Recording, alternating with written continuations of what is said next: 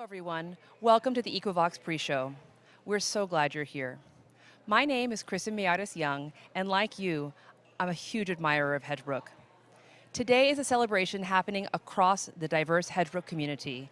You're tuning online from locations across the globe, and we'll soon join our in-person gathering that's happening live in Seattle. We want to provide as many ways as possible for the diverse community of writers, thinkers, and supporters to come together, and in doing so, to assure the radical hospitality of Hedgebrook is available to all of the astonishing voices who need it. Online friends, please kick us off by jumping into the chat to the right of the screen and letting us know where you're tuning in from. And if you're an alumna of Hedgebrook, let us know what year you were here and also what cabin you stayed in. If you experience any technical difficulties, please text or call our support line at 503-564-3044. We're ready to help. The program will start at 12:30 Pacific, so freshen up that cup of coffee or tea and get comfy. We'll be back soon.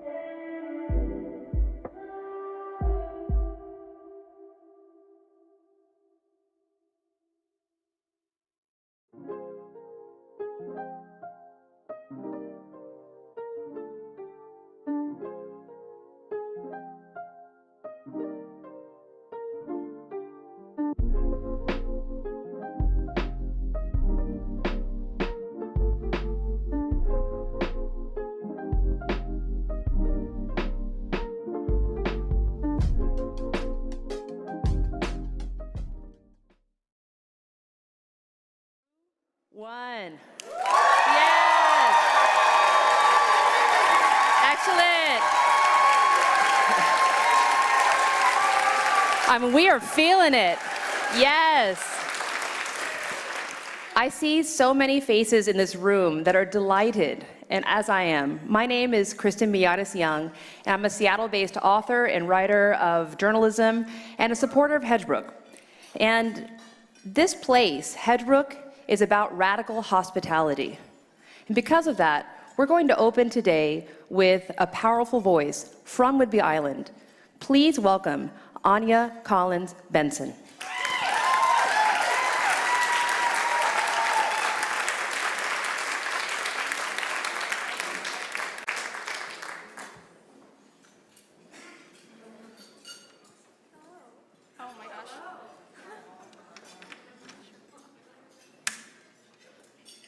Hello. Oh, there we go. I want to thank Hedgebrook and Kimberly. This first song is called Teen Scones, and the lyrics are on the table because words are important, and I know you all love words.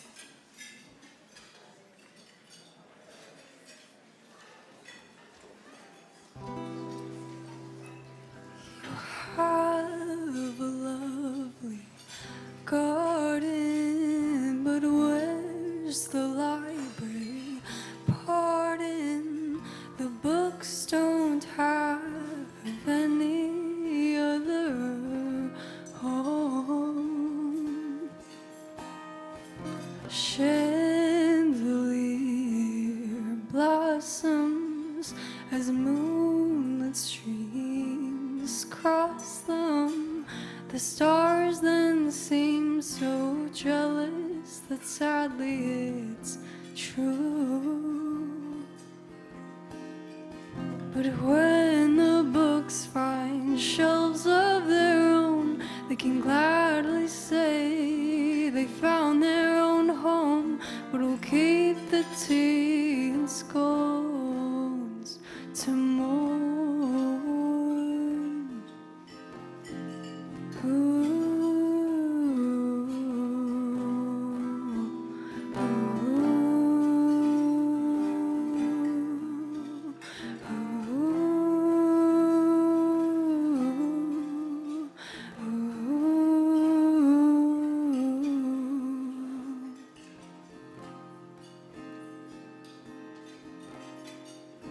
You have a lovely garden, but to sleep in my head is a burden. I'd rather keep secret between just you and me. But when I wake, I find on my quilt the teardrops and scone crumbs. How did they spill? I didn't mean to cause you any harm.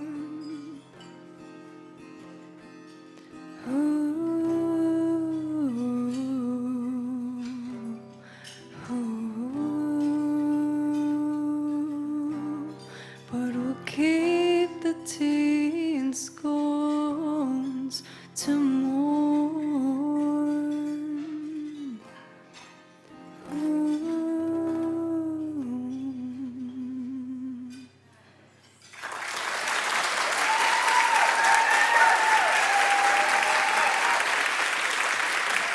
Thank you.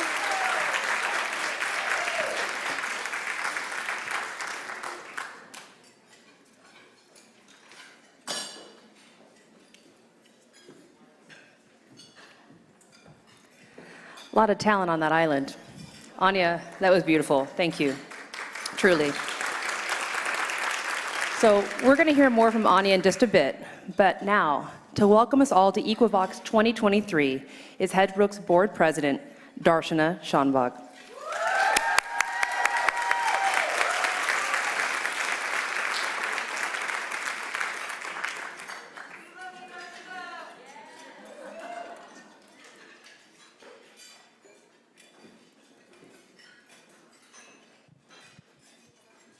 I just want to make sure this is the mic which is alive, right? Well, hello everybody, and welcome to Equivox. To all of you who are here in this absolutely beautiful space, and to everybody who's listening to us online from all over the globe. It is a delight to have you all here with us. Language is magic. Language is powerful. Language connects us. Language teaches us. And language can help to create a beautiful future together. But for all of this to happen, every voice needs room. Every voice needs room to express itself, to grow, and to be heard. Today, I speak to you not as board chair. I speak to you as a fellow reader, like everybody here.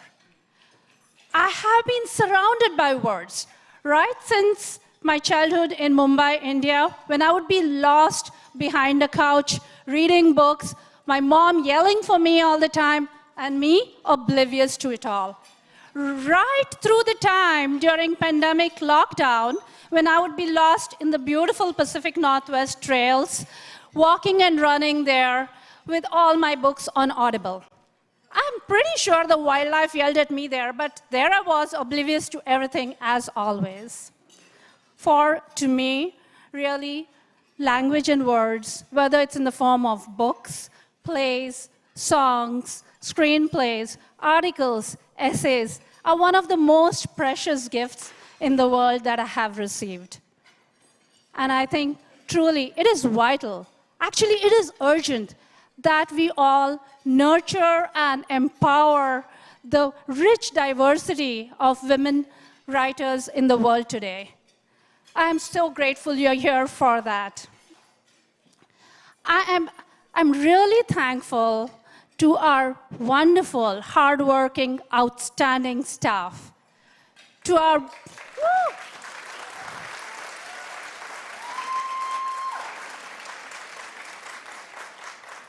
to our brilliant, passionate board.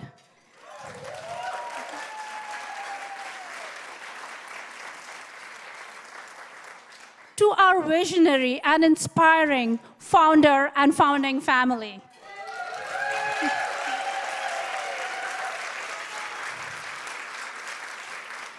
And to all of you, this amazing, warm, wonderful, supportive community. You are what make Hedgebrook what it is today. It is so important for us to understand that when we support women writers, it really enriches our lives. It enriches our lives. It helps us to create the legacy to give our future generations. So here, you and me, all of us together, let's go create some magic. Thank you. Thank you. And now we get to hear from some of our incredible alumni. Thanks.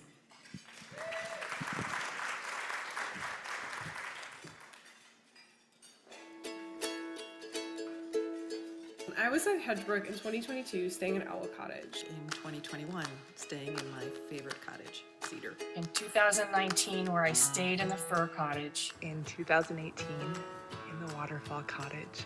And I had the opportunity to stay in Willow Cottage in 1999. I'm authoring change by writing stories about queer BIPOC characters coming of age in cities full of everyday magic. I've authored joy through being a Hedgebrook ambassador, writing across genres, and teaching. I've authored change by creating a sense of belonging, a feeling of being seen among people who live as immigrants in the United States and in other Western countries of the world. I've authored change by writing about the foster care system and things that people don't normally expect to hear about it. By finishing the book that took me 20 years to write, and it's called American Breakdown, Our Ailing Nation, My Body's Revolt, and the 19th Century Woman Who Brought Me Back to Life. I authored Home for exiled gay and lesbian people in the world. I am authoring gentleness as we write through and explore our collective grief. The time I spent in Fir Cottage and all the surrounding areas on the land gave me everything I needed to author hope, healing, destiny, and even salvation.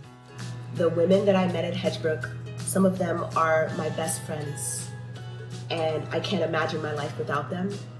And I can't imagine this world without us knowing one another, because we author change in our conversations, we author change in the books that we write. And I've got to tell you that of all the things over the years that I have done, the one thing that had the most radical and long-lasting effect on my writing was my stays at Hedgebrook. So I want to say thank you to Nancy Nordoff for the idea and for acting on it, and for all the people who keep Hedgebrook going now and into the future.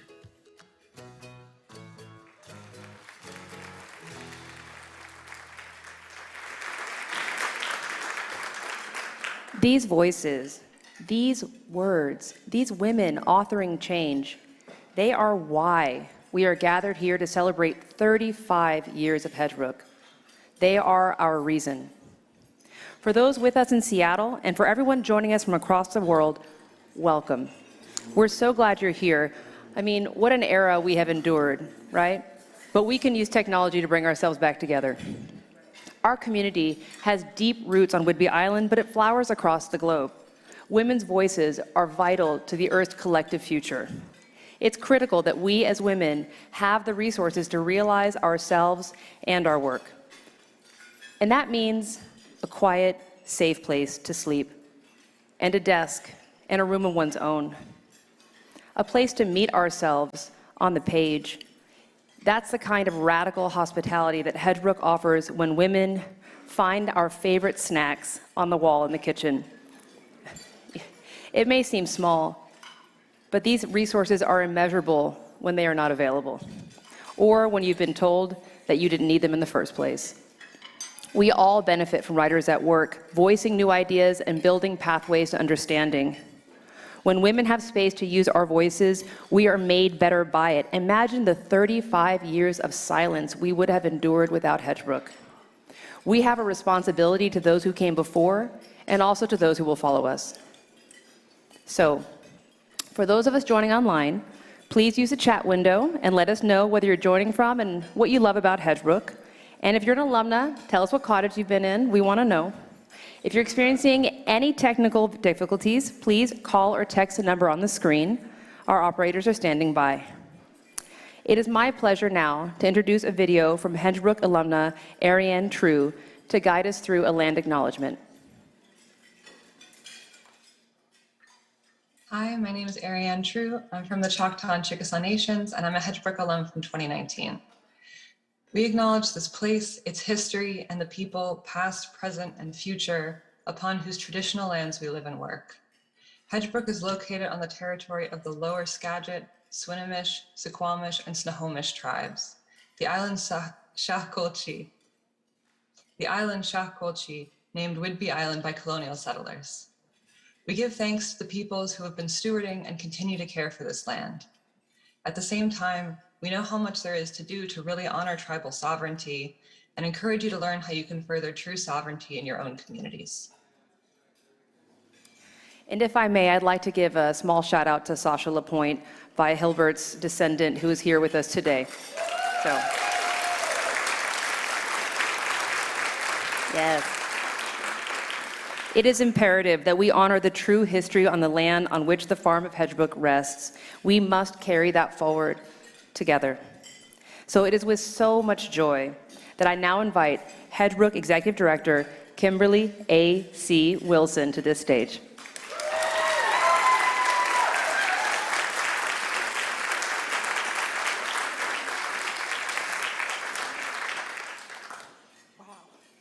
Y'all are beautiful. Thank you, Kristen.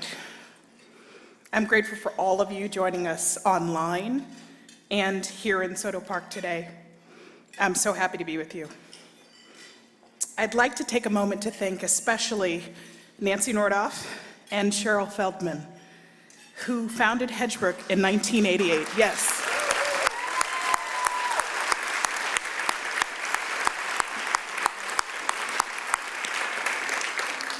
They deserve our recognition and our gratitude and that big round of applause.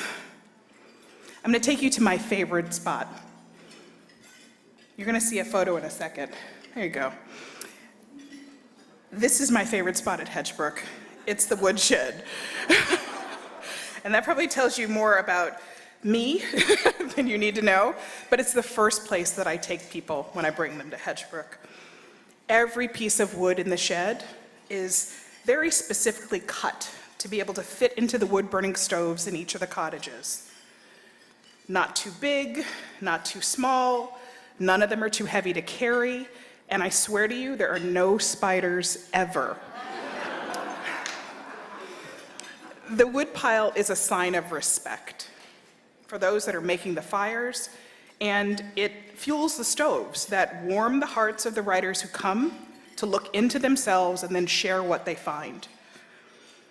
The cedars and the firs give us their wood, the writers light their fires, and their words warm us.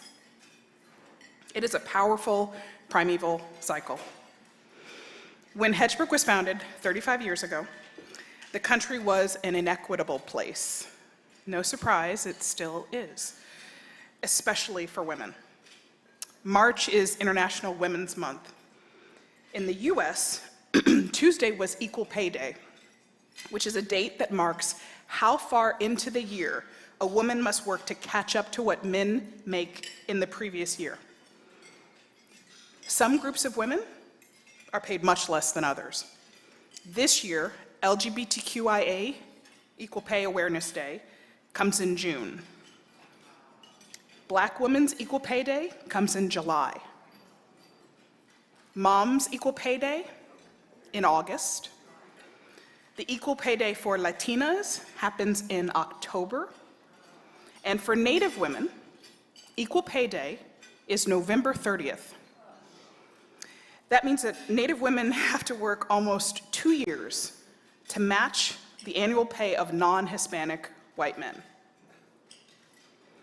Just let that sink in. What does that make you feel? It makes me angry, but focused, laser focused. Every day, in every country in the world, women-identified folks are confronted by discrimination and inequality. They face abuse and unequal treatment at home, at work, and in their wider communities.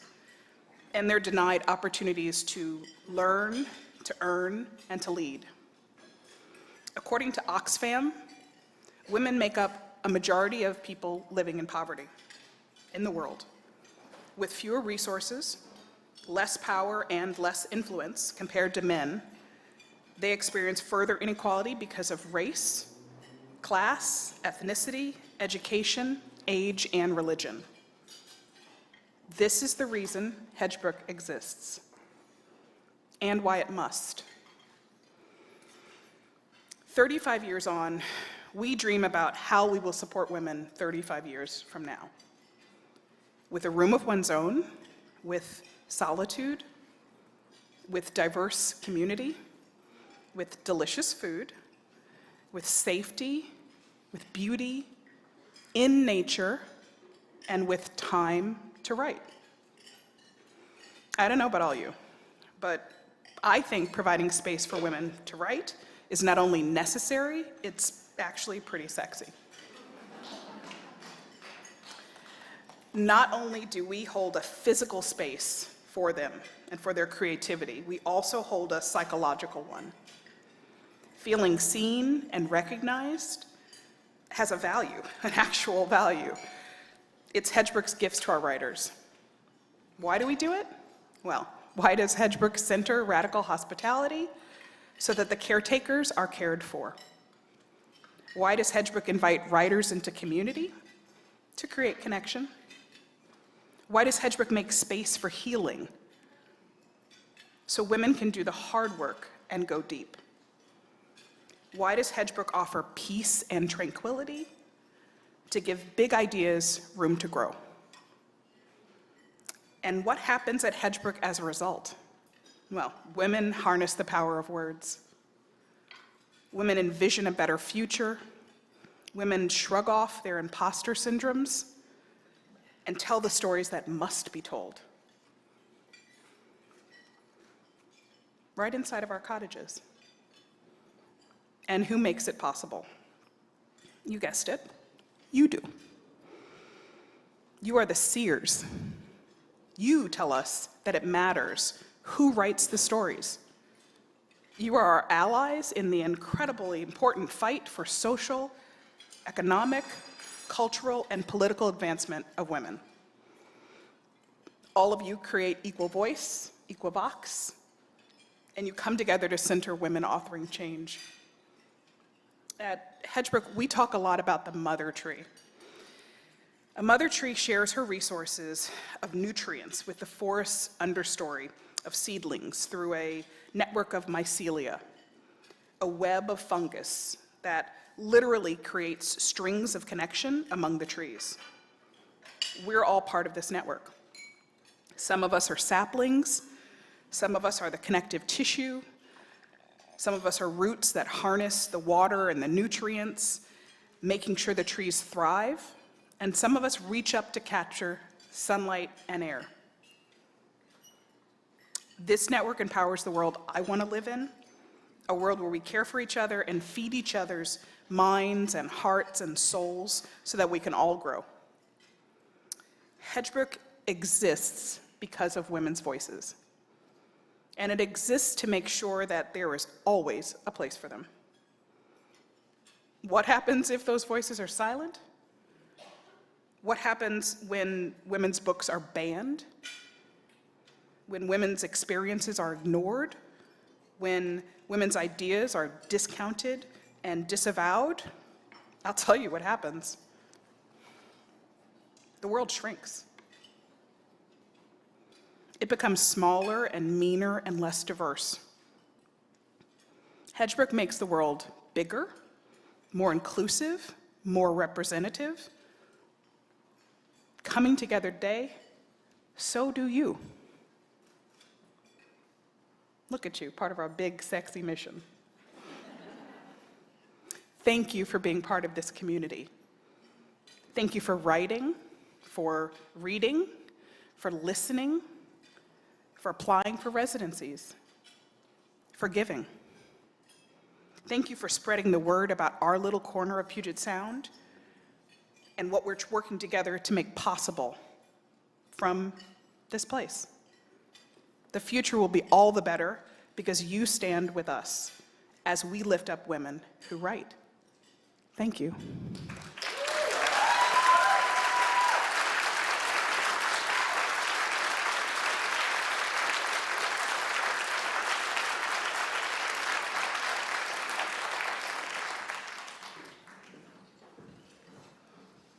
That woman's voice, her vision. I'm so glad that Hedgebrook is in your hands, Kimberly.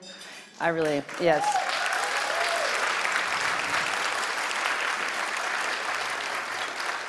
As women, we know that true leadership is service, period. So we're going to hear from Hedgebrook's board and staff about why they dedicate their hours to a shared hope for the next 35 years of Hedgebrook. Here we go.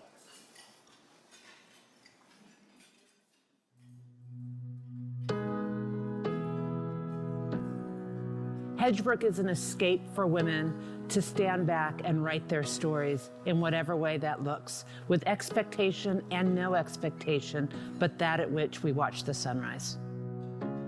Hedgebrook is a tapestry of women creatives and their work. Hedgebrook is a writing residency for women-identified folk. Hedgebrook is for people who just love words and are so excited to see what comes next in the world of writing, who are going to pick up the next book because it sounds interesting. A lot of those books are coming from Hedgebrook right now. I support Hedgebrook with my life energy because I believe in what we do here. Because the women-identified authors and songwriters and playwrights and doc filmmakers, screenwriters that come here shape the way that we see the world through their projects out there in the world. Whether you're looking at a screen in a theater, whether you're reading a book, whether you're watching a play. Hedgebrook, I believe, provides hope for the future. I've been thinking a lot about the fact that Nancy Nordoff came to this property and is famously quoted as saying that she thought she was going to build here, but the land told her it had a different purpose. Well, you know, Moses saw a burning bush, Nancy Nordoff saw a living tree. Residency at Hedgebrook is a gift and a delight. You are given your own cottage. There is traditionally one bowl, one fork, one knife, one plate, and you're not expected to do your dishes if you don't want to. You can leave them sitting there. It is space and time. Your only requirement is to come and sit in community and break bread with your fellow writers each evening for dinner. Other than that, you're given free reign of 40 acres to walk in the woods, to walk out to the water, to commune with nature, to take a nap, to pick flowers in the garden, to talk with the chefs as they're making your next delicious meal, and to do whatever feeds your creativity, whatever inspires you to be more of the writer that we already know you are.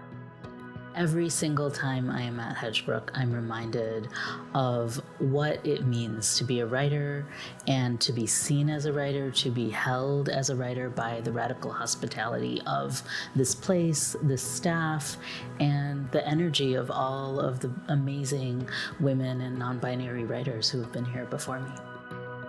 Hedgebrook respects women for the people they are and the voices they have, and expects nothing in return.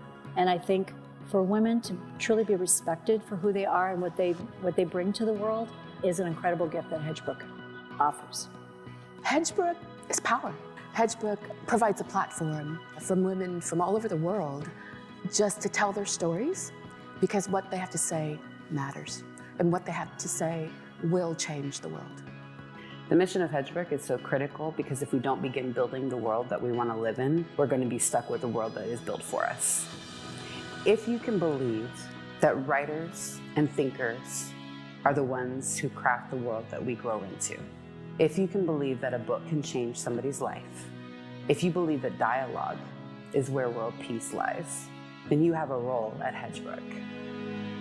I think anyone who is really committed to racial justice, social justice, empowerment of women, giving voice to those who are unheard often in our society, that's Hedgebrook. And you throw in an unbelievable setting that just takes your breath away, amazing food, radical hospitality. How could you not, why wouldn't you support Hedgebrook?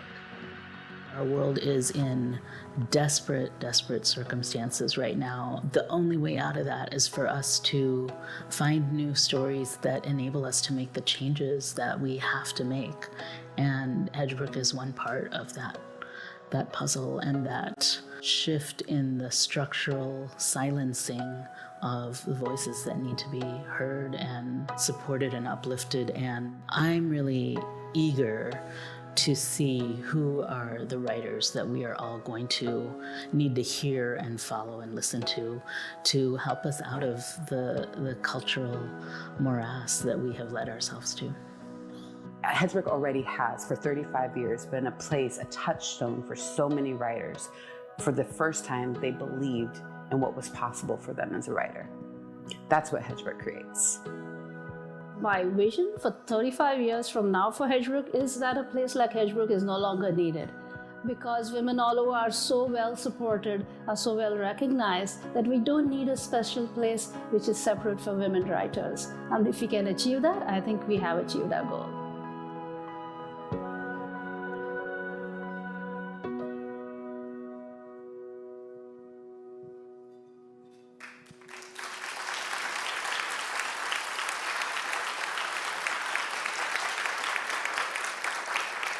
Radical transformation will require our collective resources.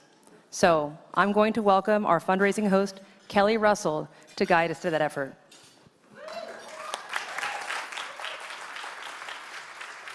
Thank you. Thank you so much, Kristen, and hello, everyone. I'm honored to be here tonight to serve as your fundraising host and to celebrate the world-changing work of Hedgebrook and the support of women authoring change.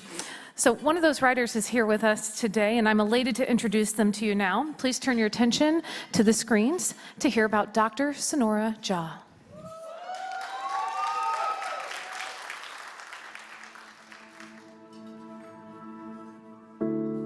This is where I am able to go really deep. I'm able to imagine. I'm able to be most myself, to just feel like this part of me that connects my imagination with my lived experience, with my fierceness, with me being authentically myself, no game face on.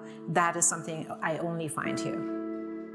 I became a writer because of Hedgebrook. I'm a professor of journalism at Seattle University, and I applied for this residency back in 2009 when I was trying to figure out if I wanted to write a novel instead of an academic paper out of this research that I'd been doing. And I thought, there's no way I'm a fiction writer, right? And I sent an application to Hedgebrook, and then I got an email back that said, congratulations, you have a residency, and we welcome you to Hedgebrook. And I couldn't believe it. My first book, Foreign, that was published in 2013. And then I came back here and I wrote huge parts of my memoir, How to Raise a Feminist Son, and beautiful things, magical things happened. And then I wrote a third book here because I've been fortunate enough to come back a few times as an alumna.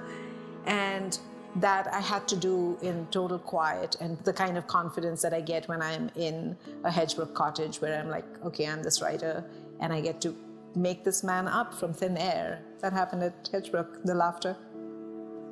Women have authored change. We've changed the world. We've marched in the streets because of something we read. We've marched in the streets because of the lines of Audre Lorde and Gloria Steinem. And then you bring it down to, well, it takes a whole community, it takes a whole lot of work to keep a place like this going, to keep those fires burning, the literal fires that we light in the cottages. So I'll never know who the donors were, who gave money. I hope they know that some part of what they're reading in the books that come out from alumna at Hedgebrook, they did some part of that. They helped a certain paragraph here and there, or the conclusion of the novel, that somehow they're part of that book. They're part of that change. They're part of why people are marching in the streets and what's going on in the world. Hedgebrook is a place where you feel, to me, it's felt safer than even my mother's home. And that kind of safety, that kind of solidarity with yourself and with other women, and the silence in which you can catch up with your life, all of that, I think, is just such a radical and quiet thing for women, for their lives and for their writing. We are at the dinner table, 6, 7 women from across the world. That's where it really happens for me. Talking about the lives, talking about the struggles, the triumphs, the amazing solidarity that develops between these women writers. All of that is such an important piece. It's an emotional connection that we form with one another, but also the deepest thing is that then you go back to your cottage, you put your dinner and everything into your basket and you say goodnight and you walk with these women in the dark and you say, you're safe, you're going back to your cottage, and everyone goes back. And then it all sinks in. And for me, what I have realized is that women are not just authoring change here, changing the world with their writing, they're also authoring themselves. And for me, that, I mean, I have to tear up when I talk about it, because I do believe that I authored myself, my life, my imagination, my way of being in the world, the life decisions that I've made, all because of the solitude that I had, where you're able to really be yourself and think about things and not think about things, and the community that I had here. So there's something so magical that I was able to author my own life here.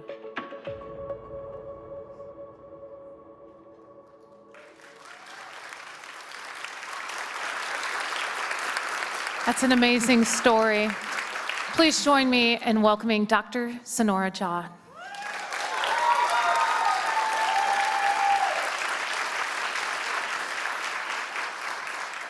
Thank you so much. It's the first time I'm seeing that video, so it's so strange to be sitting here and watching that. But truly, truly, Nancy, thank you for having the vision. And I am the writer I am today because of Hedgebrook, because Hedgebrook believed in me and told me that I could have this voice that was going to be my journey. My voice is my journey, both personal and professional.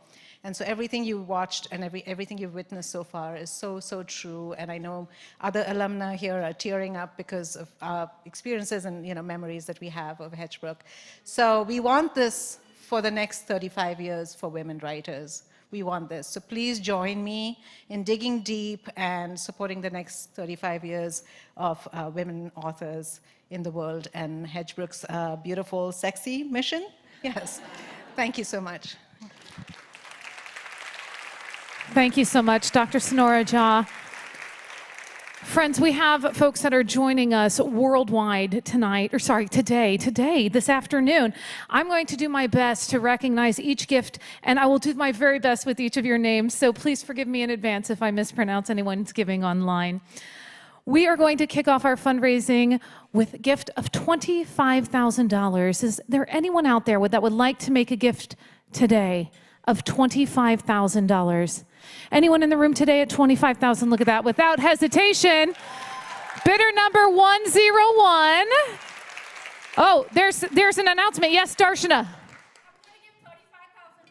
You're going to give $35,000 for 35 years. Darshana Shanbag, everyone. Darshana, thank you. Kicking us off at $35,000. Thank you so much, Darshana. That's amazing. Does anyone else want to give $35,000? Anyone online at home? All right. Thank you so much. And I want to ask, is there anyone else out there that wants to make a gift of $25,000? There may be someone who is really interested in supporting this work at $25,000. Are there other gifts at $25,000? Anyone else in the room today at $25,000? Or anyone at home that would like to make a gift as well? Let us know. What a great start, Darshana. Thank you so much. That's amazing. Thank you. An incredible start to our event. Let's see if there are gifts in the room. Are there gifts in the room or at home of $10,000 today? Look at that, without hesitation. Oh, bidder number 102 says, yes, I want to make a gift of $10,000, but I want to do that 2 times, please. So that is a $20,000 gift. Thank you so much to Bobby and John Bridge. Thank you, Amanda, for raising on behalf of Bobby and John. We appreciate that wonderful gift. That's 2 gifts of $10,000. Are there other gifts of $10,000? Anyone else at $10,000 in the room? Anyone else at $10,000? It's really easy. Just lift that bid card really high in the air. Anyone else at $10,000? Well, I'm really excited. Look at this. This is amazing. Online, we have Nancy Zevenberger giving $10,000. Michelle Alam giving $10,000. There's an anonymous donor at home. Thank you to whomever you are, making a gift of $10,000. That is incredible. And Carolyn Reed is also making a gift of $10,000. We thank you so very much for your generosity at home. Is there anyone else that would like to join all these incredible donors at $10,000? Anyone else at $10,000 today? Anyone else at $10,000? I don't want to miss anyone. This is incredible, friends. Look at this. Oh, look at this. Also from home, we have Carolyn Servid giving $50. John Burbank giving $250. Thank you. And Rachel Robert giving $2,500. Thank you to all of you at home. I don't want to miss anyone. Are there other gifts out there? Anyone else at $10,000? Well, friends, this is an incredible start, and I'm so excited to let you know that kicking us off with the $5,000 level, we already have some donors that are giving from home. I want to send a big thank you to Martha Kongsgaard, Ty Kramer, and Steve Romaine, and also board member Lavanya Sankaran joining us from New York. Thank you, Lavanya. This is amazing. And look at this, without hesitation, bidder number 169 says, count on me for $5,000. Thank you so very much. Are there other gifts of $5,000? Bidder number 159, thank you for your gift as well. Oh my goodness, I just got some news. We have an anonymous donor that wants to encourage some big gifts at this level, and they said they'll match the next 5 gifts. Ooh, next 5 gifts of $5,000. So friends, we need 5 hands in the air. Can we do it? Look at this, bidder number 199, thank you for your $5,000 gift. Yes. Are there other gifts? Oh, we need a couple more. I know there are friends at home that want to give as well. Shauna Woods, our board member, thank you so much for your gift. Oh, look at this. Jessica Auerbach just gave $10,000. Thank you, Jessica. We appreciate your generosity. This is amazing. Is there anyone else in the room that'd like to make a gift of $5,000? Anyone else at 5,000? I'd love to see one more hand take flight. What do you say? Anyone else in the room at $5,000? Anyone else at 5,000? Just checking. All right. Well, thank you all so much. Incredible. That right there is an amazing matching donation of $25,000. So a big thank you to all of our wonderful, wonderful donors at that level. Wow. Our matching donor, we are so grateful for that gift. This is great. Look at this. Oh, I love it. And I got another message. This is fun. I keep getting these messages. Board member Shauna Woods giving $5,000. Thank you, Shauna, for that incredible gift. Raquel Harris at $250. Thank you for your gift as well. This is great. Wow. The generosity is amazing. Thank you all so much. Let's continue the giving with gifts of $2,500. I'd like to see a lot of hands in the air. And look at this. Joining us from Mexico. Oh, my goodness. It is Mark Holloway and David Call. They are kicking us off at $2,500. In hopes of some hands being raised in the room. Do we have some friends? Bidder number 138, thank you so much for your $2,500 gift. This is incredible. This is so incredible. Are there other gifts of $2,500? Anyone else today at $2,500? Anyone else today at $2,500? Are we seeing some online? Look at this. John Glenn Haber making a gift. Mark Holloway and David Call giving again. Thank you so much. Kristen Strout giving $5,000. Thank you so much, Kristen. Do we have other gifts? Anyone else today in the room that would like to make a gift of $2,500? Think of the impact $2,500 can make. Anyone else at 25 in the room? Anyone else at 2,500? Wow, y'all, I want to hear a big roaring round of applause for all of our donors thus far. This is absolutely incredible. Absolutely incredible. I love it. All right, friends, our anonymous donors said they want to continue the matching donations, and they want to match the first 25 gifts of $1,000. So yes, look at the hands take flight. I love it. We need 25 hands in the air, friends, and it's turning into 2,000 for Hedgebrook, each one of these. Here we go. Bidder 182. Bidder number 183, thank you. Bidder number 150, thank you. I got yours 182, but I'll let you give again if you'd like. You're good. Okay. Bidder number 149, thank you. Bidder number 103, thank you so much. Bidder number 199, giving again, thank you. Bidder number 104, thank you. Bidder number 172, thank you. Bidder number 229 says yes. Bidder number 115, thank you for that generous gift. Bidder number 155, thank you, Linda. Bidder number 192 says yes, thank you. Bidder number 237 says yes, thank you. Bidder number 201, thank you, Nancy, for that incredible gift. Always giving. I like that. Bidder number 126. Thank you, Charlotte, at $1,000. Bidder number 226 says yes. Bidder number 162 says yes. This is incredible. Bidder number 249, I see you. Thank you so very much. Bidder number 218. Look at this. It's turning into 2,000 each one of these gifts. Bidder number 122, thank you. Bidder number 221, thank you so much. Bidder number 178, thank you. Bidder number 210, thank you.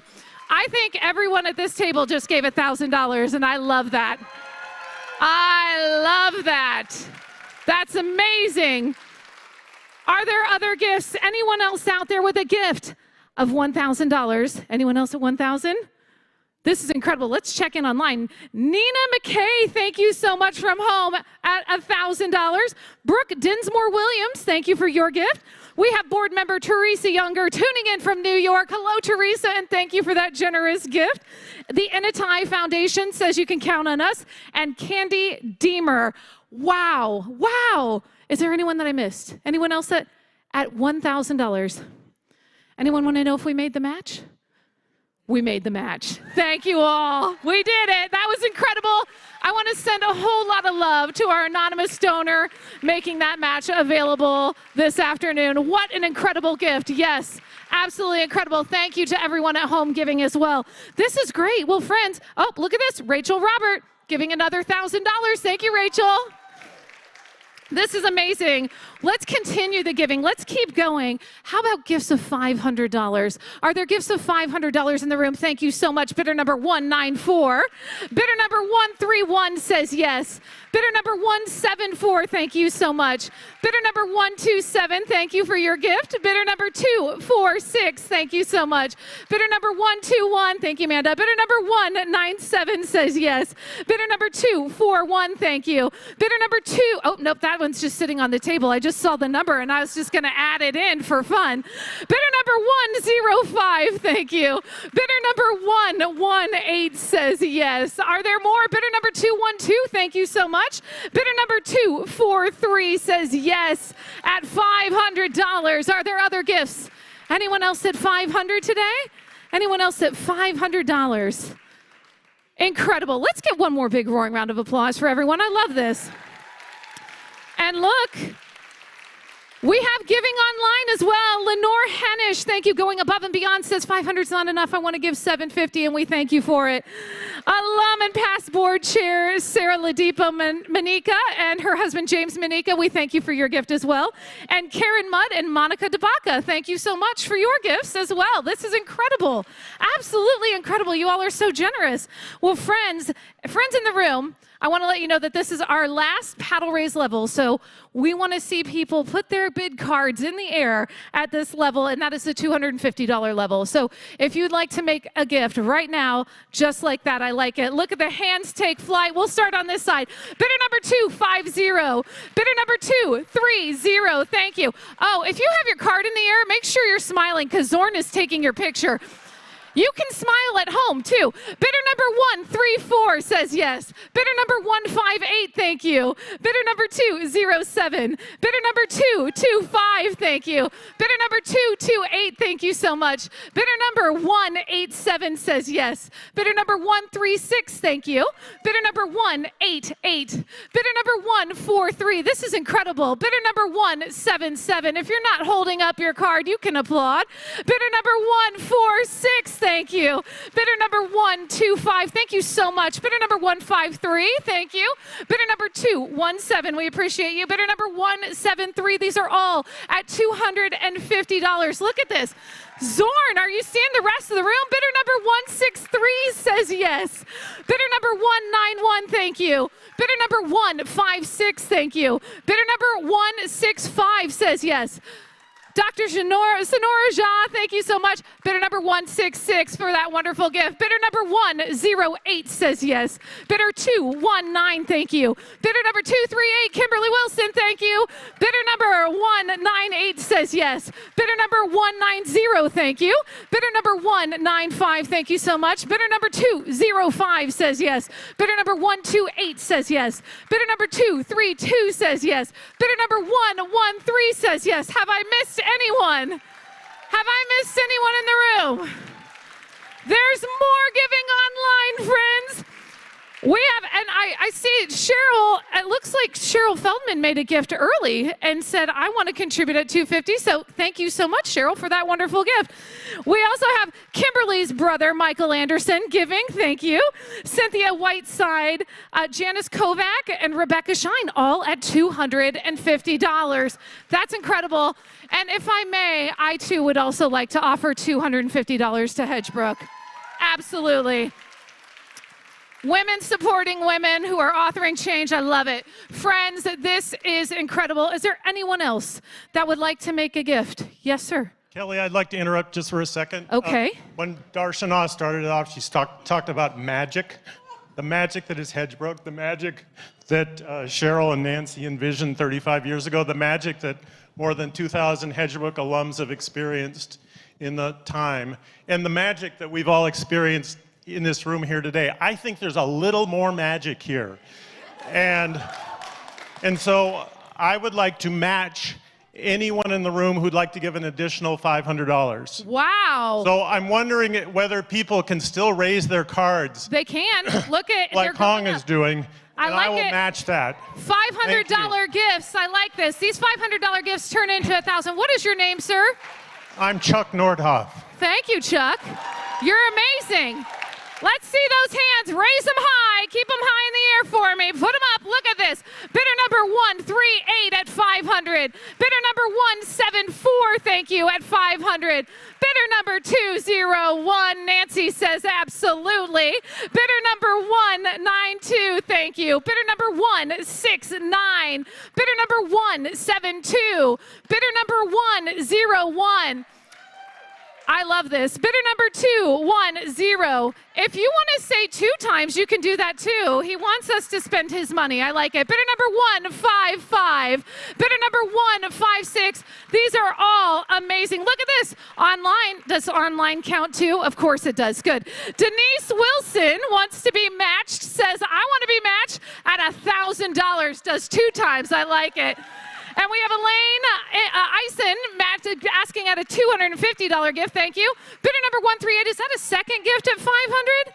Is that another one? Does it 1 time or 2 times? Okay, I'm just double checking. I think I caught you early on, so only 1 time for 138. We caught you early on, but you know, if you want to give again, I'll let you. Chuck would like to double your money here. Anyone else at our $500 level? Are there more online? Jessica Auerbach just gave another 1,000 and said, match me twice. I love it.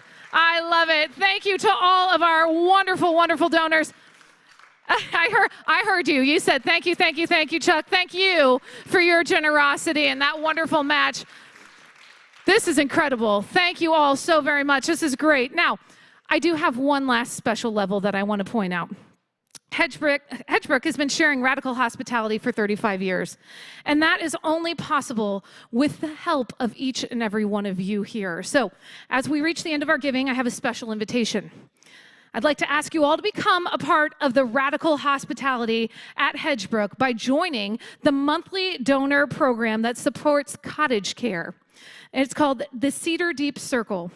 Your monthly giving of any amount, whatever amount you'd like to make, takes care of the beloved cottages Hedgebrook riders stay in. So let me share with you all how this works, and for our friends at home as well. If you're at home, just click that button above, right above me, and scroll down to the giving page. Now, if you're in the room here with me tonight, I want you to pick up your phone. We're allowing you to get your phones out right now. Everyone grab them. Grab your phone, pull your phone out right now. And I want you to text the word Hedgebrook, one word, right? To the number 44321. So text Hedgebrook to 44321. This will give you a giving link, and I want you to click that link. They're going to send you a link back, and click that link, and I want you to double check at the top that it says Equivox. All right? Yes, the number is 44321, and you're going to send the message Hedgebrook. And when you get that invitation back, when you get that link back, I want you to open that link, make sure it says Equivox at the top, and then once you're there, enter your preferred amount and select monthly gift instead of the one-time gift, and you will officially become a member of the Cedar Deep Circle. Now, here's the exciting part. I'm really excited about this. The cost of maintaining a cottage is $5,000 per month. So we have a number of donors that have committed to matching your gifts. So as you take a look at that giving link and decide how much you want to give monthly, let me share with you that we already have 2 donors who are already joining us today as Cedar Deep Circle members. And that's Chelsea Romberg, who said, put me down for $50 a month. And Roxanne Kroon-Shepard says, I'm in for $100 a month. I love it. This is incredible. So I want to show you a quick example. Let's say you want to join with a $35 gift monthly for the 35th anniversary. We're going to combine that. We did some quick math with 143 other gifts, and other donors are doing the same each month. So collectively, that's $5,000 a month, and it's going to be matched for our cottages. Now, for those of you who know, these aren't just any cottages. These are 6 handcrafted cottages and designed by Chuck Doherty, who worked with the Amish in Pennsylvania and is also the son of co-founder Cheryl Feldman. So these are some pretty amazing cottages. I think you might agree with me. Don't you agree, Cheryl? They're pretty amazing. They're outstanding, yes. And everyone should join the Cedar Deep Circle, correct? Absolutely. She said absolutely. Yes, everyone should do. So everyone, please join that Cedar Deep Circle and become a part of the radical hospitality that is Hedgebrook. All right. I want to give a big round of applause again to Chelsea and Roxanne, who have kicked us off at this level. And look at this, Abigail Carter is in for $250. Ann Gillespie is in for $250. Alishba Johnson at $25. Thank you so much. William Hensler at $25. Mary Gagliardi, I hope I said that right. We have Satu Muldrow at $35. Vito Zingarelli, thank you, at $100. This is great. Margaret Olson, $20 a month. This is incredible. Thank you to each and every one of you who are in the room giving and those of you at home who are giving as well. And as you continue to give and join the Cedar Deep Circle, we're going to move back to our program and check back later on additional gifts. I would love to hear one more roaring round of applause for all the generosity here this afternoon. Thank you all so very much. Kristen, I'm going to turn it back to you.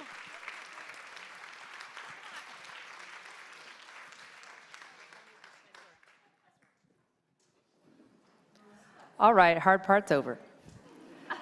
Thank you so much. Your support is vital because we're about to have a conversation on stage that is kind of like the conversations that people have over these dinners or on their walks.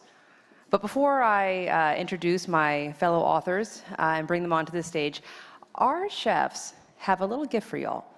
Okay, so part of the legend at Hedgebrook is that nestled on the shelf in the kitchen, there is a jar.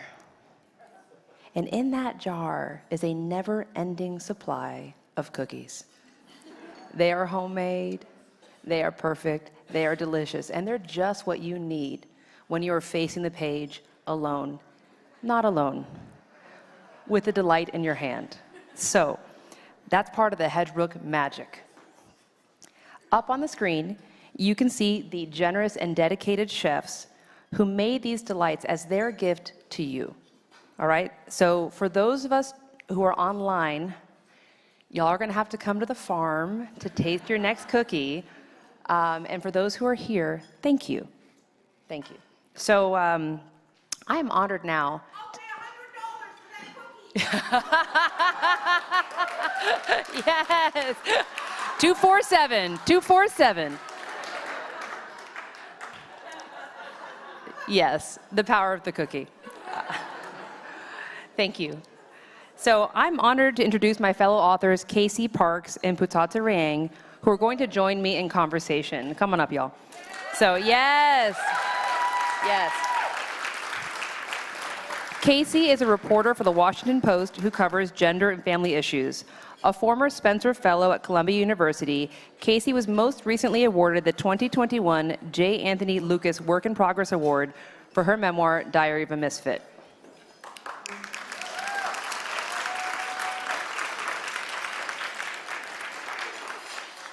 Putata is also an author and a journalist. Her memoir, Ma and Me, just won the 2023 Pacific Northwest Booksellers Award.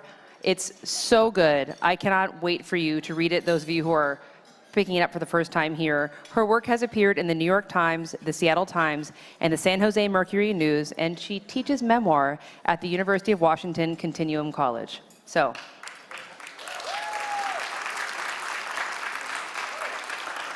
And I am delighted to moderate this conversation as an author and a journalist. Again, my name is Kristen Miatis-Young.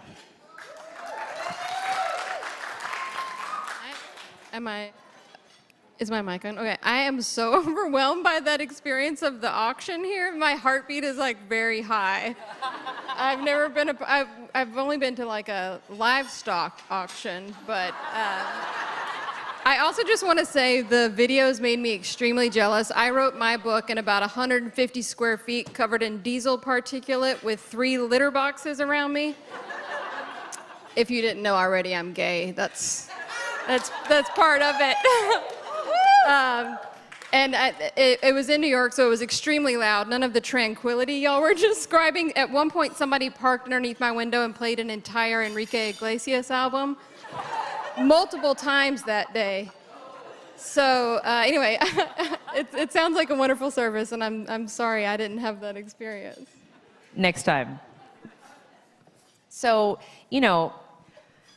Both of these books, I really am delighted by the kind of mycelial connections between these books, which is something that I know happens also on the farm. Things which appear to grow separately are in fact connected beneath the ground. And so I thank all of you for being part of that nourishment that provides the possibility for these works to be in conversation. But Put, your gorgeous cover, and I mean, if anyone wants to hold up a book that they may have picked up, they are beautiful. But it makes a visual reference to a Khmer aphorism that you quoted early on in Ma'ami. Quote, "Go in the water, there's a crocodile. Come up on land, there's a tiger." So how did that saying explain to some degree your mother's predicament and then her mother's predicament? How does it apply to your own? I love this question so much, Kristen. Structure, I could talk about structure forever. But first, I just want to say a quick thank you again to Nancy. I know you've gotten a lot of shout outs, but I had to do my own, Nancy. The dream that you had made it possible for writers like me to come and dream our own dreams. And because of that, I've got my memoir out in the world. It's doing really well, which is fantastic. But so very briefly, I showed up to Hedgebrook in 2016 with my running shoes, my rice pot, and a bottle of bourbon to share. Now, what you have heard about the food at Hedgebrook being amazing is so true. But you know, ultimately, I am a refugee. Most people travel with small electronics, a razor, you know, an iPod, maybe even a little speaker. Refugees, we travel with small appliances.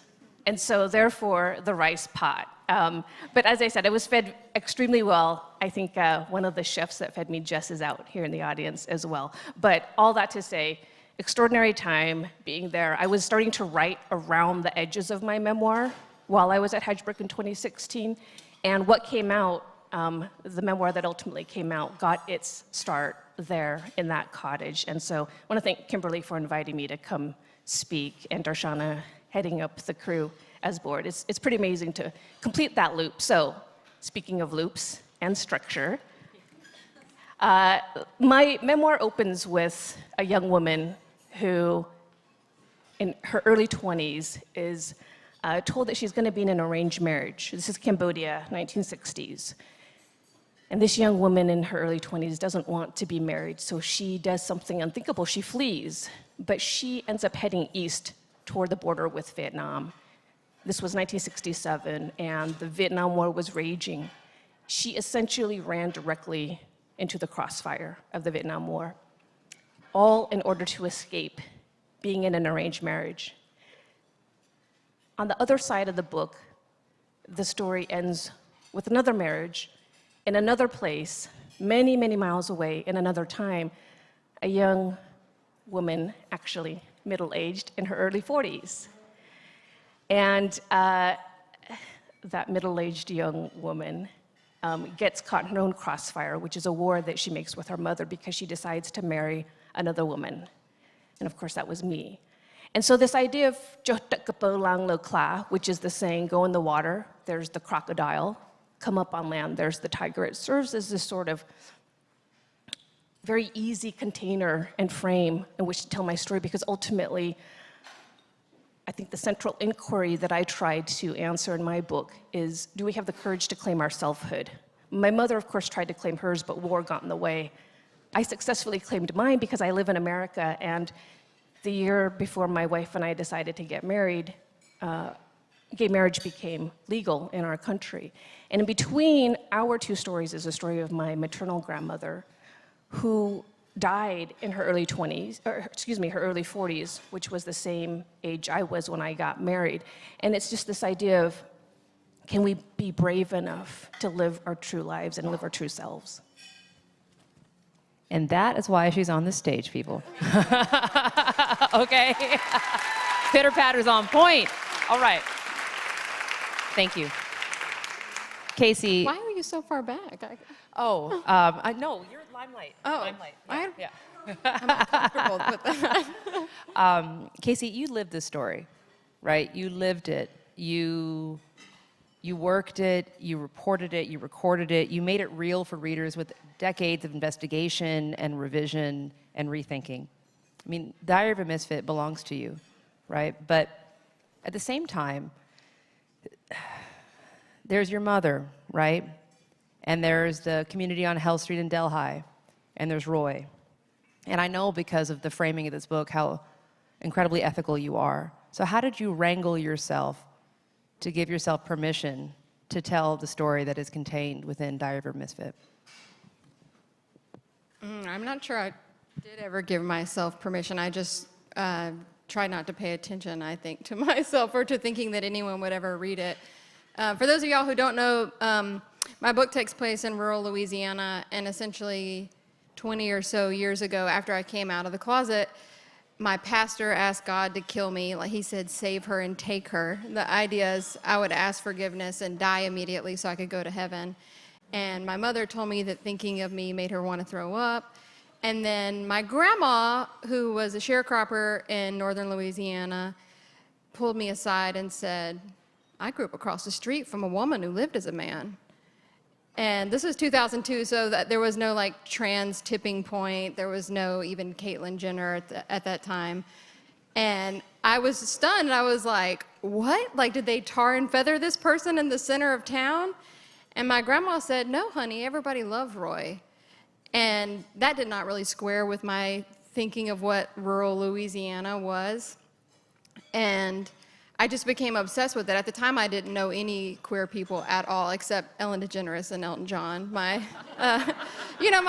personal friends. Ellen DeGeneres is from Louisiana, but so I just became obsessed with this story, in part because I wanted to believe that people like me had a past and also a future, that there would be people who would accept me and love me. And so I decided I was going to make first a podcast and then a documentary, and then it ultimately became a book.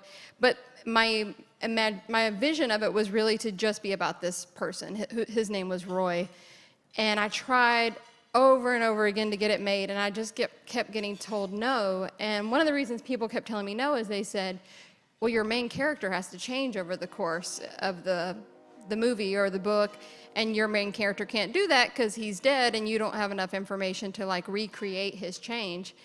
And I remember I had applied for a grant, and this one woman rejected me, and she said, well, why don't you put yourself in it? And I was like, oh, no, thank you. I'm a journalist. I have no interest in anyone knowing anything about me.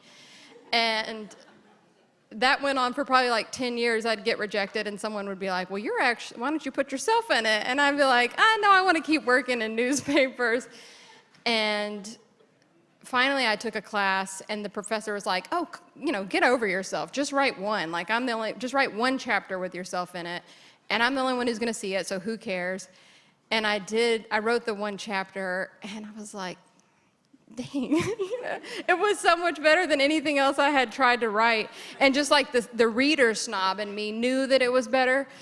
So I was like, okay, fine, I'll do this. And then after I wrote, probably around maybe even the same week, my mother died. And he was like, well, you got to put your mother in it. And I was like, you're just saying that because she died. She's not a part of this. And he was like, well, just write one. And so I had videotaped everything. So I pulled it up, and it was the first trip I ever took, which was my first reporting trip. I took my mother, which is not really a normal thing you do in journalism. And I was about 25, 26, and I watched the video, and I could just see it in a whole different way. Because at that point, she was dead, and I mean, it wasn't a ghost thing. She was alive in the video.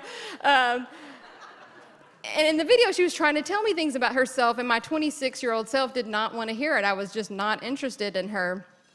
But my 36-year-old self wanted to ask her so much, and I knew I could never get that chance. And so, again, I go to the videotape and I start writing it, and I was like, well, hell, this is even better than the one about me. But in that first video, it's interesting, we were talking to this guy who actually was gay in a cemetery, and my mom told him, well, this is a journey of self-discovery for my daughter because she's gay.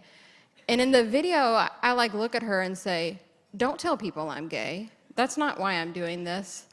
And I remember looking at it, and I was like, at 26, I thought I was like gay as I want to be. Like, I mean, I thought I had no problem with it. Like, I thought I was just like dykes to watch out for, So I was like, why why are you scared? And so I think I just kind of maybe dissociated a little bit and started to look at my 20-something self as absent of me. And I don't think I really realized until about the day after the book came out that it was about me, my own self. And so then I got really depressed and scared, and then not depressed now, but still scared. So I don't know that I ever gave myself permission. I just kind of get tugged along. And now this is why queer youth are following her around the South for all of her book tour stops. It's real. You know, connecting with our work, it teaches us things that we don't want to know. Melissa Phoebos once said that we write as a hoax to get ourselves involved in conversations we're afraid to have, right? And so this is the thing that a long-form project and space like Hedgebrook to give birth to that project allows us to see. That which we did not want to see, even when we thought our eyes were open. I would say probably the only reason I continue doing this project, because I did eventually meet other gay people, in case anyone's wondering about me, but I really didn't know how to talk to my family, but a recorder or a video, what do they call those things that make videos? I told y'all that auction got me sprung. Like, it really, if I had a video camera or a recorder or a pen, I could ask my family questions I couldn't ask as myself. And I spent 20 years that way, and so I do think it allows you to do things. And this is something that both of you share, because you also spent so long, hundreds and hundreds of hours recording interviews with your parents. Painful questions that no one had wanted to speak to before, and yet you found a way in.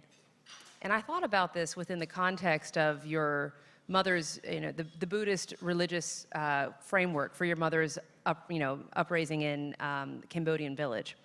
And as part of that, and the Theravada Buddhism, honoring your elders is required to receive good karma in the afterlife, right? Required.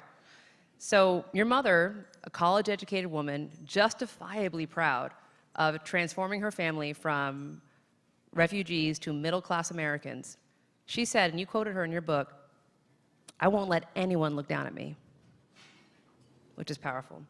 And for a long time, you kept your silence, right? What you said was that you were an accomplice to her myth-making. So, Ma and Me is such a powerful book, and I wondered, how did you hold space for and yet also subvert this philosophical underpinning, which is in your DNA, when writing this book? Yeah, it really is in my DNA. You know, that question is so fraught, so my answer is going to be equally fraught, Kristen. My karma is already shot, okay? Let's just start there. Like, it's the whole gay thing. Done. I have no karma left on that front. So I kind of figured, what the hell? Why, I'll say whatever I want. No, it wasn't as easy as that. To be born and raised into such a conservative culture as mine, the Cambodian culture, it really sort of required that I adhere to a lot of these strict standards, and a big part of that is secret keeping. And so I did do that for a very long time. Secret keeping in the sense that I knew I was gay since I was very young, but that was my biggest secret. I hid my own gayness from myself because I was so ashamed to speak the truth of who I was out loud. And I think that one of the things, part of the reckoning that I came to was that, God, of course I'm a gay Khmer person. The Cambodian part of me is very strong, but I realize I've spent my entire life in America. And so I also have American sensibilities, I have an American conscience, and in America, we are allowed to be who we are. We are allowed to be flawed. I am deeply flawed, my family is flawed, and I think that so many of us take so much effort and energy to hide behind a sort of polished veneer. Nobody wants to see the rust, even though we know it's there.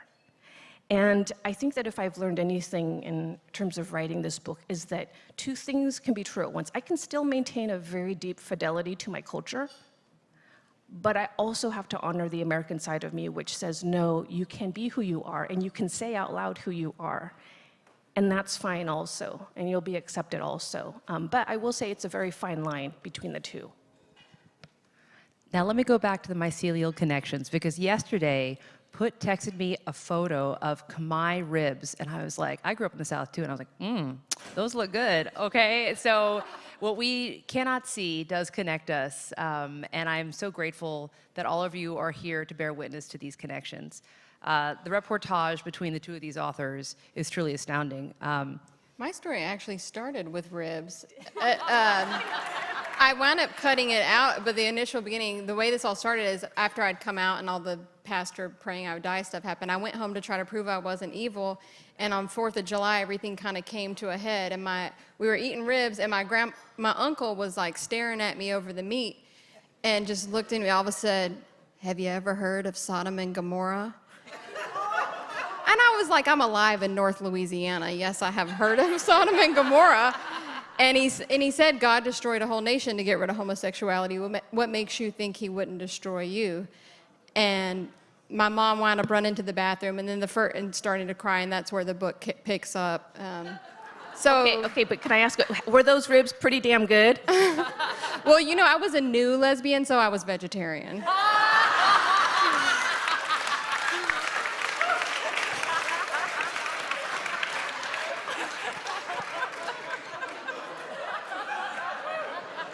I had the buzz cut, you know. It's part of it. You gotta do it. I mean, but the scene setting in this book, in both of these books, it's so precise. So could you talk to me a little bit about, going through these profound emotional experiences? Your record keeping was impeccable. How'd you do that? Well, I have always been kind of socially awkward, and so I've always kept a lot of records since I was a little kid. We moved around a lot, so I didn't really have a lot of friends, and I was kind of bossy as a kid, so I didn't have a lot of friends from that. And so I've kept a journal since I was a little kid, and I always knew I wanted to be a writer. And one of my favorite quotes is actually from Eudora Welty. She says something like, long before I knew how to write stories, I knew how to listen for stories. And that's the kind of culture I grew up in, and I imagine you as well. So I would just often write down everything my family was saying, and then once I had my recorder, I would just record them all of the time, thinking someday I'm gonna need this. I don't know what for. It's interesting though, because when I was making this as a movie, I thought I had a main story that I'm trying to film, but we'd keep the video camera running and there would be all this stuff in between. And I started working on this so long ago, there weren't transcription services, so I transcribed it all myself. And a lot of times I would put in the notes oh, you don't need this for the video, this is just you talking to your mom. And then once I started writing it, I was like, oh, I need all of that other stuff. But I have an 8 terabyte hard drive that has all my records for the book on it. And I moved across the country 4 times while I was writing this book, and every time, the only thing I would take on the plane was my cat and this 8 terabyte. So it would just be these are my 2 most precious things that I can't lose ever. And there was a fire alarm once, and I took the hard drive out with me. I was I worked too long, I'm not losing this. Goodbye, kitty. Yeah, sorry. But it's interesting because when you take records that long, memory is totally infallible. And I know this from my regular job as a newspaper reporter. When I interview someone, you have to go fact check to see if what they remember is true, and you look for all the ways to corroborate it. And so I had to do that with my own self, and thankfully I did keep journals, and sometimes I would think, oh, your childhood wasn't that bad. And I'd go back to the journals, and it was actually way worse than I remembered it, because I do think your mind tries to protect you. So sometimes going back to those records was really hard to see myself, or even, as I said, my mom was dead while I was writing it, and to see sometimes how I talked to her was just so painful. And I think hopefully it made it a better book, but it definitely made it a very painful experience to write. Well, Saidiya Hartman has argued that the silencing of marginalized voices constitute a violence of an archive, that not having these stories to go to creates an erasure, an absence that is not just in the record, but also in the souls of the people who are looking for that record. So I truly believe that with Ma and Me and Diary of a Misfit, you are helping to correct the violence of the archive and filling it in with what is needed for future generations. So.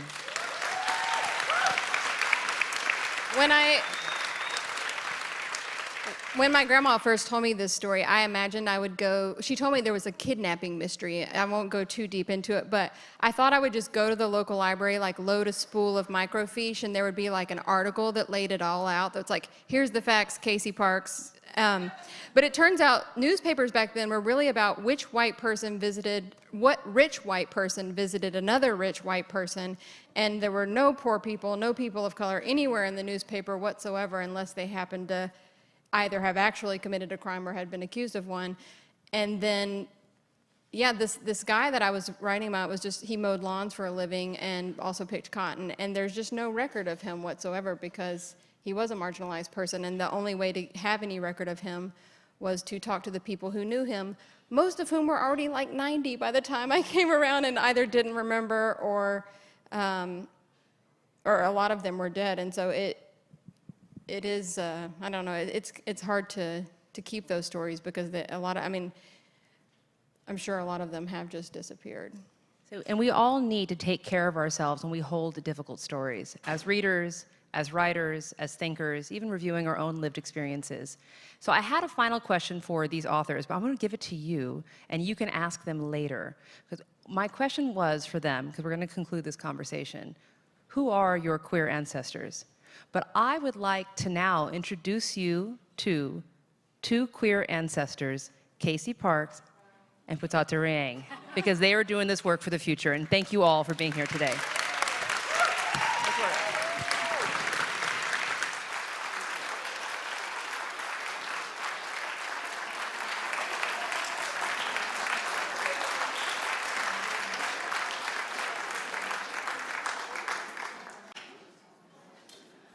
So part of holding space in a community is also honoring those who've been lost. And I'm very sorry to report that this last year saw the passing of several souls who really upheld the Hedgebrook community. So we'd like to take a moment to honor them.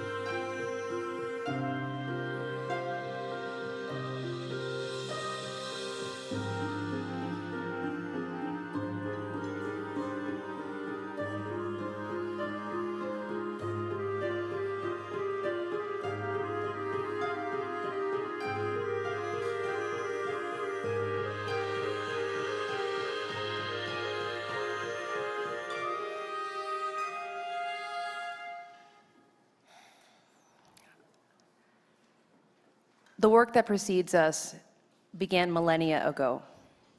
And watching their bright eyes, right, seeing their shining faces, the hopes that they had continue with you here today. So I'm so grateful that you're here. And I want you to know that your presence here, your presence in this community is valued, truly valued, not only for what you've given today, but also for the ways that you hold Hedgebrook in your hearts and in your conversation and spreading the word about what happens on that farm and what happens in that community. So, you may know that there are several benches and trees at Hedgebrook that were established in memory of loved ones. And the garden kitchen programming are beginning an orchard, okay? And so if you're looking for a meaningful way to support the work of Hedgebrook and would like to plant a tree to honor someone, the staff would like to connect with you and support you in that effort.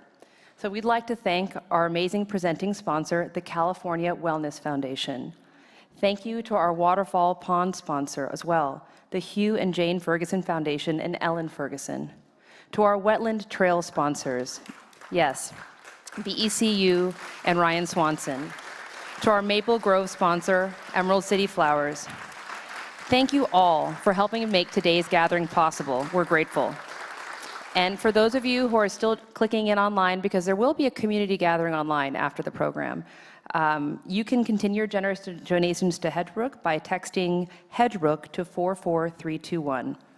So, Kelly, come on up here and tell us about the progress we've made. Hello, everyone.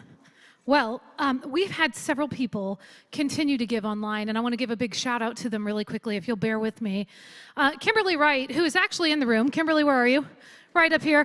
Kimberly, thank you for your gift. I want to tell you, she reminded me, if you have someone that you know, if employer is a matching employer, make sure you submit your receipt tonight so that they too will match your gifts, as Kimberly's doing. Kimberly made a gift of $125 that's going to be taken up to $500 thanks to her employer. Thank you so much, Kimberly.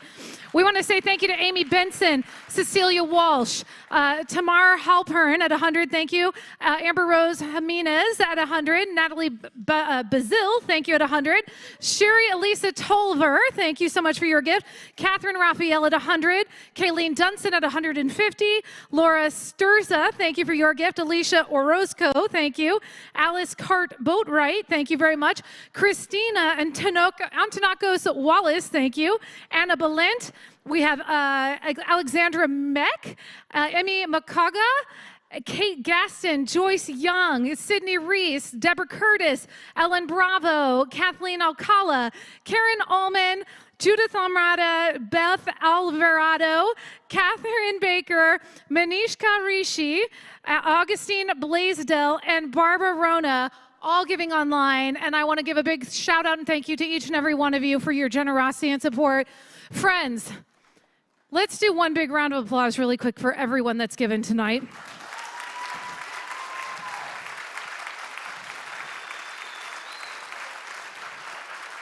And I am delighted and honored to let you all know that thanks to all of our donors in the room, all of our friends online, and our silent auction bidders, a big thank you goes out to you all today because you helped us raise $362,713 today.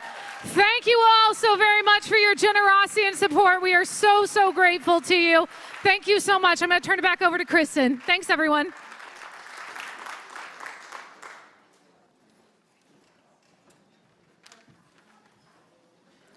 So we were very excited to have Samantha Thornhill joining us live from Trinidad to read her poem on becoming. Unfortunately, she's had a power outage.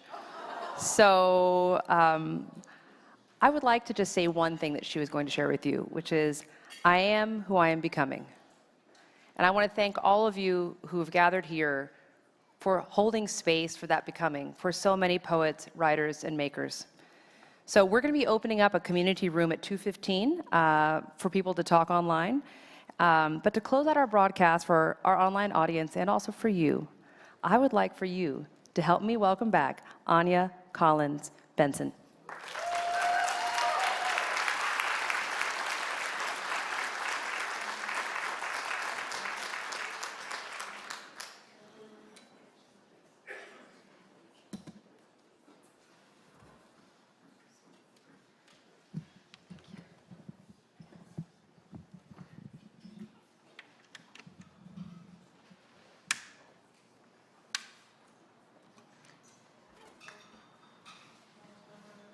Thank you all again. This song is called Moss Boy, and the lyrics are again on your table. I grew up with a family, not knowing of rules. The woods were my heartland, and before I knew, I would sing that I'm divine to the birds in the sunshine. But Moss Boy never left my side. All the rules that we'd abide. Take me to Neverland. I'd be your right hand man. I'll fly until we both can stand. Wish for Neverland. Wish for Neverland.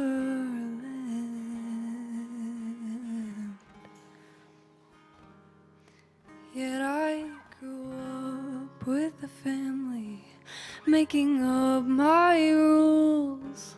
And yes, there was Moss Boy. He would sit on the roof and he'd take my hands and say, look at what the world can do. But I'd blink my eyes to open in a blank cardboard room, dreaming of Neverland. I'm still here as your right hand man. I'll fly until we both can stand. Just wish for Neverland. Wish for Neverland.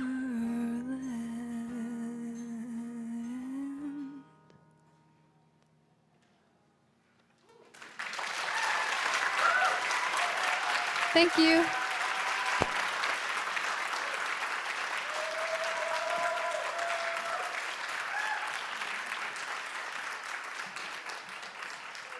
That's homegrown talent right there.